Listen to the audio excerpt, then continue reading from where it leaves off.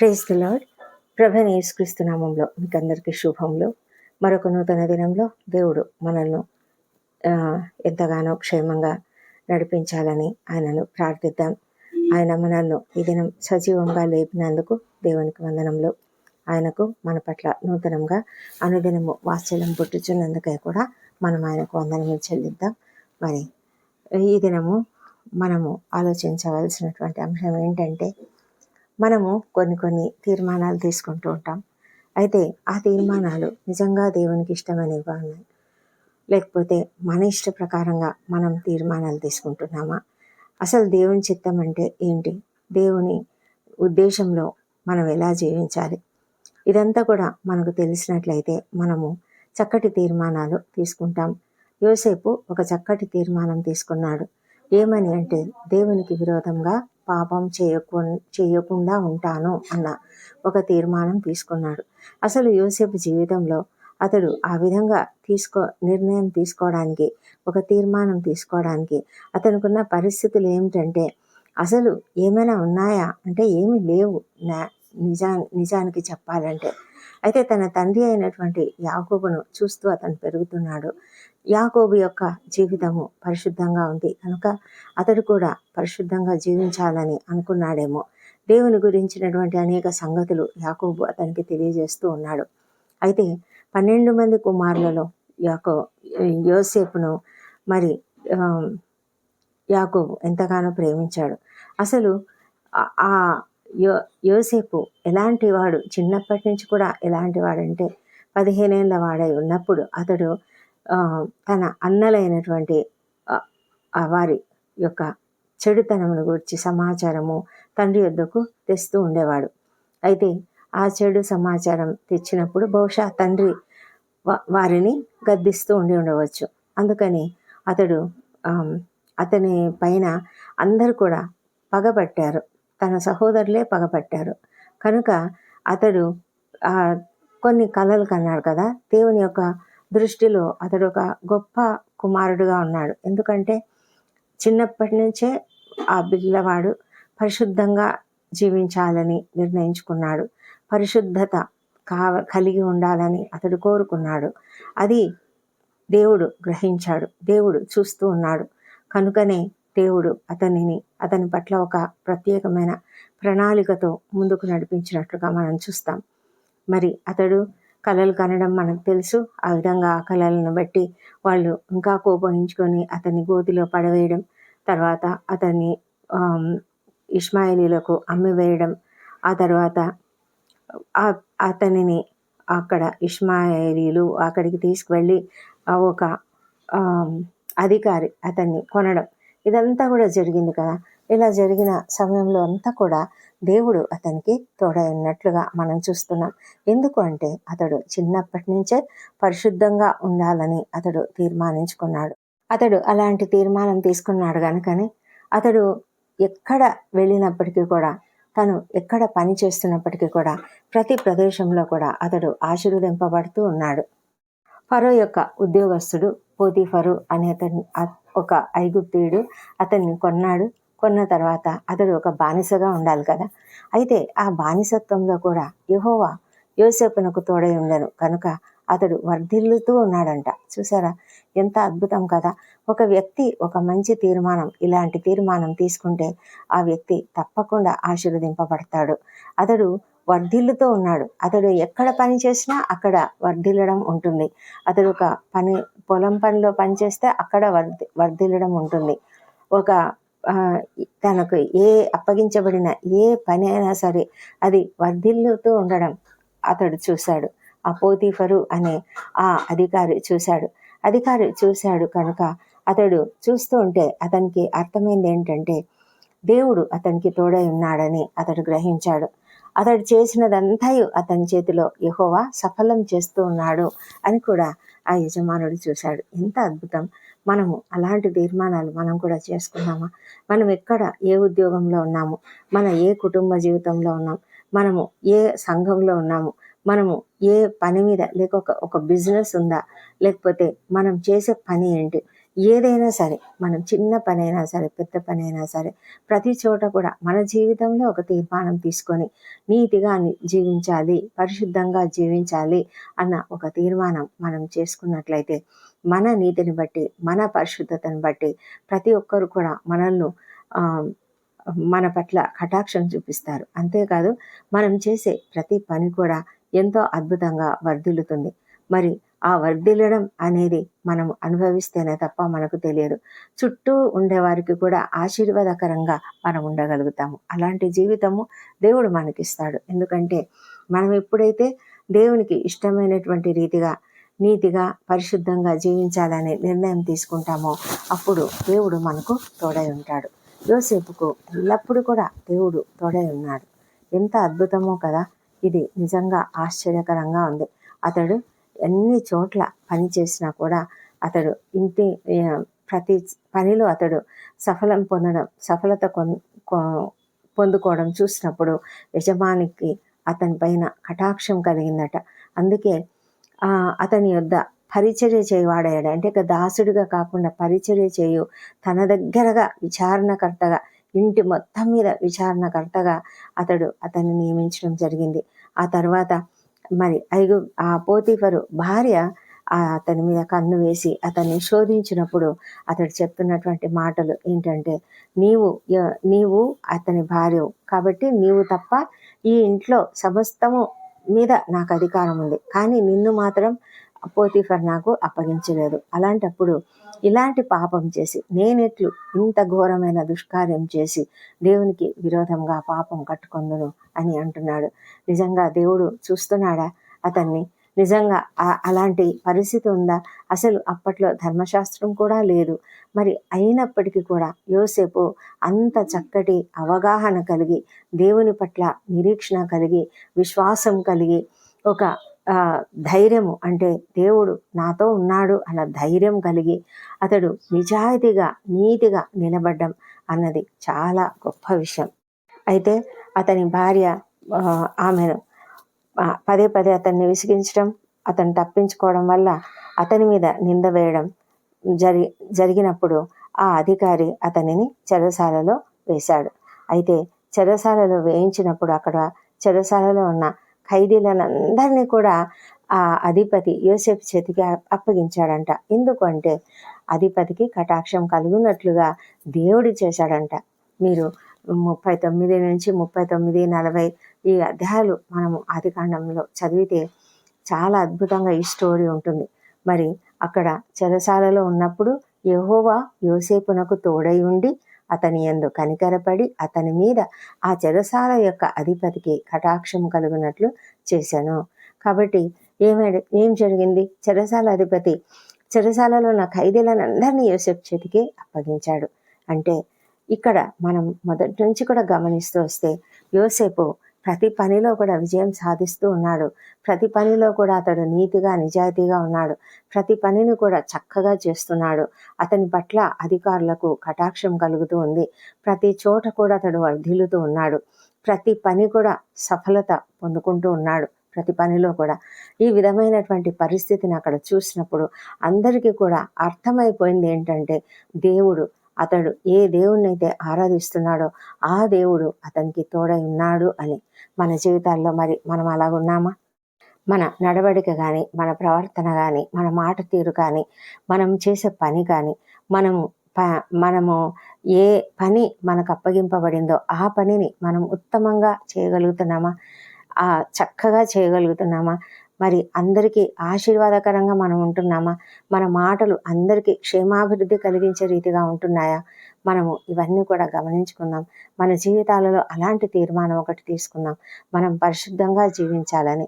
మనం ఎప్పుడైతే అలా జీవిస్తామో దేవుడు మనల్ని అంచెలంచెలుగా ఉన్నత స్థాయికి తీసుకువెళ్తాడు. పోతీఫర్ దగ్గర అతడు ముందుగా ఒక దాసుడుగా కొనబడ్డాడు. ఆ తర్వాత విచారణకర్తగా తన ఇంటి మీదనే నియమించబడ్డాడు. అక్కడ అతడు ఎంత చక్కగా నిర్వర్తించాడు. అదంతా కూడా దేవుడు చూశాడు. ఆ తర్వాత చెరసాలలో అప్పగించినప్పుడు చెరసాలలో ఉన్న వారందరి పట్ల కూడా అతడు ప్రవర్తించినటువంటి తీరు దేవుడు మెచ్చుకున్నాడు. ఆ తర్వాత అతనికి అత్యున్నతమైనటువంటి ఒక స్థాయి అతనికి కలగడం జరిగింది. అక్కడ ఏం జరిగిందంటే అతడు ఫరో యొద్దకు తీసుకుపోబడ్డాడు. ఎందుకంటే అతడు అక్కడ ఆ ఫరో రాజు కలగన్నాడు. ఆ కలగన్నప్పుడు ఆ కలకు భావం చెప్పడానికి ఎవరికి చేత కాకపోయింది. మరి కేవలము యోసేపు మాత్రమే ఆ కళ భావము చెప్పగలిగాడు. ఆ విధంగా చెప్పడానికి అతడు చెప్తున్నటువంటి మాట ఏంటంటే, నేను చెప్పినది కాదు, అది నా వలన కాదు, దేవుడే ఈ కళ భావము చెప్తాడు, ఆయనే మనకు క్షేమకరమైన ఉత్తరము ఇస్తాడు అని ఫరోతో యోసేపు చెప్తున్నాడు. ఎంత గొప్ప సంగతి! తన మీద తను ఏమాత్రం కూడా గర్వం పెంచుకోలేదు. తను చెప్పగలిగిన ఆ జ్ఞానాన్ని బట్టి ఆ జ్ఞానాన్ని తనకు ఆపాదించుకోలేదు. కానీ దేవుడు తాను చేయబోనది ఫరోకు తెలియజేశాడు. దేవుడే ఈ విషయము రాజుకు తెలియజేస్తున్నాడు అని చెప్పినప్పుడు ఆ యొక్క రాజు ఫరో ఏం చేశాడంటే, ఫరో ఎంతో అద్భుతమైనటువంటి తెలివి జ్ఞానము నీకున్నది కనుక నీవు ఈ గొప్ప దేశానికి రాజ్యానికి నీవు చక్కటి ఒక మంత్రిగా ఉండగలవు. ఇతను దేవుని ఆత్మగల మనుష్యుడు కాబట్టి ఇదంతయు కూడా దేవుడు తెలియపరిచాడు అతనికి. ఇతని వలె వివేక జ్ఞానములు గలవారు ఎవరూ లేరు, నీవు నా ఇంటికి అధికారివై ఉండవలను అని చెప్పి అతడు రాజుగా ఒక మంత్రిగా ప్రధానమంత్రిగా అతన్ని చేశాడు. ఫరో తన చేతినున్న ఉంగరం తీసి యోసేపు చేతిని పెట్టి సన్నపు నార బట్టలు అతనికి తొడిగించి అతని మెడకు బంగారు గొలుసు వేసి తన 2వ రథం మీద అతనిని ఎక్కించెను. ఆ విధంగా యోసేపుతో, నేను ఫరోను కానీ నీవు మాత్రమే ఈ దేశాన్ని అంతటి కూడా ఏలుతున్నావు, ఎందుకంటే ఎవ్వరు కూడా నీ సెలవు లేకుండా తన చేతిని కానీ కాలిని కానీ ఎత్తకూడదంట. అంత గొప్ప అధికారము యోసేపుకు ఇవ్వబడింది. ఇంత అద్భుతమైన జీవితం యోసేపుది. ఎందుకంటే అతని యొక్క తీర్మానం మన జీవితాలలో కూడా మనము అలాంటి పరిశుద్ధత కలిగినటువంటి జీవితం జీవిస్తాము అని ఒక మంచి తీర్మానం తీసుకుందామా? నీతిగా జీవిస్తామని మనం కూడా తీర్మానం తీసుకుందామా? అలాంటి జీవితం జీవించడానికి మనము దేవుని పైన ఆధారపడి ముందుకు సాగుదాం. ఎందుకంటే దేవుని కృప లేకుంటే, దేవుని సహాయం లేకుంటే మనము ఎన్నో తీర్మానాలు తీసుకొని కూడా చేయలేకపోతాము. కానీ దేవుణ్ణి సహాయం అడిగి ఆయన చిత్త ప్రకారంగా మనం నడుచుకుంటూ ఉంటే ఏదైనా చేయగలుగుతాము. మరి అంతేకాకుండా అద్భుతమైన విజయము మనము సొంతం చేసుకోగలము. మరి అలాంటి జీవితం దేవుడు మనకు అనుగ్రహించాలని మనము దేవుణ్ణి ప్రార్థన చేస్తాం. దేవుడి కృపావర్తను దీవించునుగాక. పరిశుద్ధుడైన దేవ, సర్వశక్తిమంతుడా, నీకే వందనములు, స్తోత్రములు. అవును ప్రభా, పరిశుద్ధత కలిగి జీవించాలని మేము తీర్మానం తీసుకుంటే మా తండ్రి, నిజంగా నీవు యోసేపుకు తోడైనట్టుగా మాకు కూడా తోడై ఉంటావు. మేము ఏ పని చేసినా మమ్మల్ని అభివృద్ధిలోనికి తీసుకొస్తావు, మమ్మల్ని వర్ధిల్లింపజేస్తావు, మా పనులన్నిట్లో సఫలతను అనుగ్రహిస్తావు మా ప్రభా. నాయన, మరి మేము కూడా తండ్రి ఒక చక్కటి మొక్కలాగా తండ్రి, నీటి కాలువల యోరని నాటబడిన మొక్కలాగా మేము కూడా అభివృద్ధిలోనికి వస్తాం తండ్రి. మేము తగిన ఫలములను ఇస్తూ మేము ఈ లోకంలో జీవించగలుగుతాము, ఇతరులకు ఆశీర్వాదకరంగా ఉండగలుగుతాము, అనేకులకు మేలుకరంగా ఉండగలుగుతాము మా ప్రభా. మేము మా కుటుంబంలో అయినా సరే, మా సంఘంలో అయినా సరే, ఈ సొసైటీలో అయినా సరే, ఎక్కడ తిరుగుతున్నా సరే, ఏ పనిలో ఉన్నా సరే, ఏ ఉద్యోగ జీవితంలో ఉన్నా సరే, ఏ బిజినెస్లో ఉన్నా సరే, మా తండ్రి మా ప్రతి పనిని కూడా మీరు ఆశీర్వదించమని నేను ప్రార్థించి అడుగుతుంటున్నాం ప్రభా. నీవు తప్ప మాకెవరు ఉన్నారు నాయన? నీవే మమ్మల్ని సరైన రీతిలో నడిపించగలవు మా తండ్రి. మరి యోబు కూడా అలాంటి తీర్మానం తీసుకున్నాడు. నా కన్నులు చూడకూడని విధంగా ఉండకూడదు, కన్యకను చూడను నేను అని ఏ విధంగా అతడు ఒక తీర్మానం తీసుకున్నాడు మా ప్రభా. ఇలాంటి తీర్మానాలు తీసుకున్న అనేక మంది బైబిల్ గ్రంథంలో ప్రభా ఎంతో అభివృద్ధిలోనికి వచ్చారు, గొప్పగా ఆశీర్వదించబడ్డారు మా ప్రభా. మరి ఇలాంటి గొప్ప జీవితం మాకు కూడా అనుగ్రహించమని ప్రార్థిస్తున్నాం నాయన ప్రభా. ఈ లోకము భయంకరమైన లోకం తండ్రి, ప్రస్తుతం ఉన్నటువంటి లోకము ఎంతో భయంకరమైన లోకం అంటుండగా మా ప్రభా, మరి మేము ఏ విధంగా కూడా అర్హులం కాదు నాయన. ఈ లోకంలో మరి కష్టపడి మేము ఇలాంటి ఒక నిర్ణయం తీసుకున్న తర్వాత జీవించడం అనేది చాలా కష్టము. కానీ మీరు మాకు తోడుగా ఉంటే మేము దేనినైనా సాధించగలం. మీరు మాకు తోడై ఉండమని ప్రార్థిస్తున్నాము. ప్రభా నాయన, మరి ఈ దినమంతయు మాకు తోడై ఉండండి. మా ప్రయాణాలలో మేము ఉద్యోగరీత్యా చేస్తున్న ప్రతి ప్రయాణంలో కూడా మాకు తోడై ఉండమని, మమ్మల్ని క్షేమంగా నడిపించమని నిన్ను ప్రార్థిస్తున్నాము. మా ప్రభా తండ్రి, మరి మా ఉద్యోగ జీవితంలో మేము నిజంగా నీతిగా, నిజాయితీగా, చక్కగా ఉత్తమమైనటువంటి పనితీరును ప్రదర్శించడానికి మా మాటలు, తలంపులు, క్రియలు సమస్తం కూడా నీకు మహిమకరంగా ఉండడానికి సహాయం చేయండి. మా మాటలు ఎల్లప్పుడూ ఉప్పు వేసినట్లుగా, రుచికరంగా ఉండినట్లుగా, ఇతరులకు క్షేమాభివృద్ధి కలిగించినట్లుగా ఉంచమని ప్రార్థిస్తున్నాం ప్రభా. మా తండ్రి దేవా, మరి ఈ లోకంలో ఎన్ని భయంకరమైన అలవాట్లు, ఎన్ని భయంకరమైన పరిస్థితులు ఉన్నాయి. ఆ పరిస్థితులన్నిటిలో కూడా నైనా మేము నీ బిడ్డలుగా, విశ్వాసులంగా ఎల్లప్పుడూ కూడా మరి మంచిగా, పరిశుద్ధంగా జీవించగలిగే కృపను మాకు దయచేయమని ప్రార్థిస్తున్నాం ప్రభా. మా తండ్రి దేవా, మరి విద్యార్థులను దీవించండి తండ్రి. వారు కూడా మా బిడ్డలుగా ఉంటున్నారు కనుక వారు కూడా నిజమైనటువంటి విశ్వాసంతో సరి అయినటువంటి జీవితం జీవిస్తూ నిజంగా ప్రభా, యవనస్తులుగా ఉన్న ప్రతి ఒక్కరు కూడా పరిశుద్ధంగా జీవించాలనేటువంటి ఒక తీర్మానం తీసుకొని చక్కగా జీవించినట్లుగా సహాయం చేయమని ప్రార్థిస్తున్నాం తండ్రి. అభివృద్ధిలోనికి వచ్చినట్లుగా ప్రభా, ఉత్తమమైనటువంటి ఉత్తీర్ణతను వారు పొందుకున్నట్లుగా సహాయం చేయండి ప్రభా. మంచి జ్ఞానం ఇవ్వండి ప్రభా. టైం మేనేజ్మెంట్ వారికి అనుగ్రహించమని ప్రార్థిస్తున్నాం తండ్రి. దినం ఇంటర్వ్యూలకు హాజరవుతున్న వారికి అందరికీ విజయం అనుగ్రహించండి. ఎంతమంది అయితే నిరుద్యోగులుగా ఉంటూ కృంగి ఉన్నారో వారిని లేవనెత్తి వారి ఎదుట అనేక మార్గములను తెరవమని ప్రార్థిస్తున్నాం నాయన. వివాహ ప్రయత్నం సఫలం చేయండి. సంతానం కొరకు నీవారు చూసిన బిడ్డలందరినీ దర్శించం ప్రభా. మా తండ్రి, మీకు సమస్తము సాధ్యమునైనా తండ్రి, నీ పునరుత్థాన శక్తిని వారిలో ప్రవేశపెట్టి చక్కటి సంతానం వారికి అనుగ్రహించమని ప్రార్థిస్తున్నాం ప్రభా. మా తండ్రి, కుటుంబాలలో సంతోషము, సమాధానము, మరి మా ప్రభా, మరి కలతలేని జీవితం దయచేయమని ప్రార్థిస్తున్నాము తండ్రి. నీ కృప ప్రతి ఒక్కరిపైన కుమ్మరించండి, సమాధానమును కుమ్మరించమని ప్రార్థిస్తున్నాం ప్రభా. మా తండ్రి, ఎవరైతే హాస్పిటల్స్లో భయంకరమైన వ్యాధులతో బాధపడుతూ ఉన్నారో ప్రభా, వారికి అందరికీ నేను స్వస్థత శీఘ్రంగా అనుగ్రహించమని వేడుకొంచున్నాం. భయంకరమైన వ్యాధులు, క్యాన్సర్ వ్యాధులు, కిడ్నీ వ్యాధులు, లివర్ వ్యాధులు, మరి బ్రెయిన్లో సమస్యలు, లంగ్స్లో సమస్యలు, గుండె సంబంధిత వ్యాధులు, అనేక రకాల వ్యాధులతో ఉన్నారు ప్రభా. ఎంతోమంది తండ్రి సర్జరీల కొరకు సిద్ధపడుతూ ఉన్నారు. మా తండ్రి దేవా, మరి స్పాండిలైటిస్ వల్ల, ఫ్రోజన్ షోల్డర్స్ వల్ల మా ప్రభానైనా మరి అనేక మంది బాధపడుతున్నాయన. మైగ్రేన్ తలనొప్పులు, మరి నడుము నొప్పి, మరి వెన్ను నొప్పి, మా ప్రభా కీళ్ళ నొప్పులు, కాళ్ళ నొప్పులు తండ్రి, ఆకస్మికంగా ప్రమాదాలు, పడిపోవడము, ఇవన్నీ కూడా వాటి వల్ల వచ్చినటువంటి అనేక సమస్యల నుంచి, అనారోగ్యముల నుంచి యేసు నామములో స్వస్థత శీఘ్రంగా ప్రతి ఒక్కరికి కలుగునుగాక. దేవా, నీకు వందనములు, స్తోత్రం చెల్లించుకుంటున్నాయన.